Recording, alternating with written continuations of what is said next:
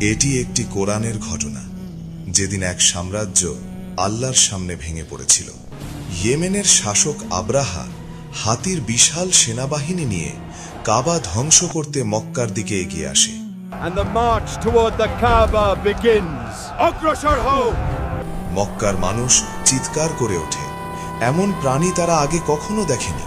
Abdul Muttalib বললেন, হে আল্লাহ, এটি আপনার ঘর, শুধুই আপনি এটি রক্ষা করতে পারেন। হাতিকে এগিয়ে যেতে বলা হলো, কিন্তু সে থেমে গেল। কাবার দিকে এক পাও নয়। হঠাৎ আকাশ কালো হয়ে গেল। লাখ লাখ পাখি দল বেঁধে নামছে, তাদের ঠোঁটে আগুনের পাথর। এক মুহূর্তেই সেনাবাহিনী ছিন্ন ভিন্ন। আল্লাহ বলেন, আমি তাদের চিবানো খড়ের মতো করে দিলাম। সূরা আল ফিল।